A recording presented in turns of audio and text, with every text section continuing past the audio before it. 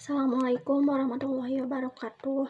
Saya Ulansari dari kelas 11 IPS 3 akan menjelaskan tentang hambatan-hambatan perdagangan internasional. Yang pertama ada perdagangan internasional.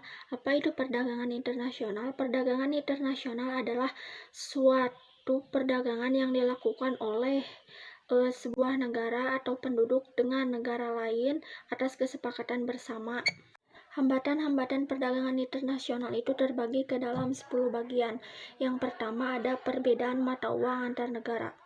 Dalam suatu negara pastinya memiliki mata uang yang berbeda-beda dan salah satu penghambat perdagangan internasional adalah perbedaan mata uang.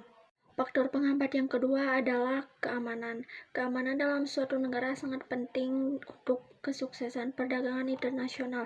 Keamanan sangatlah berpengaruh saat menjalin kerjasama dengan negara lain. Faktor penghambat yang ketiga adalah kebijakan. Dalam suatu negara pastinya memiliki kebijakan dalam perdagangan internasional, dan terkadang kebijakan itu menjadi hambatan-hambatan untuk perdagangan internasional, yaitu pembatasan ekspor, biaya impor, serta birokrasi yang memakan waktu yang sangat lama. Faktor penghambat yang keempat adalah sumber daya alam yang berbeda. Sumber daya alam yang berbeda tentunya menjadi pendorong utama dalam perdagangan internasional, sehingga sebagai negara harus mengekspor dari negara lain untuk memenuhi kebutuhannya. Faktor penghambat yang kelima adalah proses pembayaran sulit dengan risiko besar. Apabila terjadi transaksi perdagangan internasional, maka barang yang ingin dibayar pun tidak sedikit dan tentunya memiliki jumlah yang sangat besar. Faktor penghambat yang keenam yaitu menurunnya tingkat kesejahteraan suatu negara. Faktor perdagangan internasional ialah tingginya tingkat pengangguran dan kemiskinan sehingga berdampak negatif untuk perdagangan internasional. Faktor penghambat yang ketujuh yaitu terdapat lembaga-lembaga ekonomi di suatu daerah.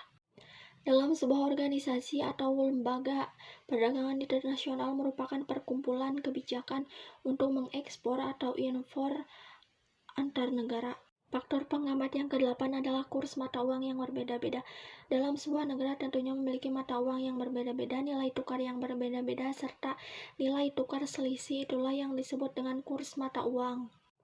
Faktor penghambat yang ke-9 adalah terjadinya perang. Apabila terjadi perang, maka akan memutus hubungan antar negara, dan maka dari itu ekonomi pun akan menjadi sangat sulit. Faktor penghambat yang terakhir yaitu peraturan anti-dumping. Penerapan politik anti-dumping ini dilakukan untuk melindungi sebuah perusahaan atau industri dari barang impor yang lebih murah.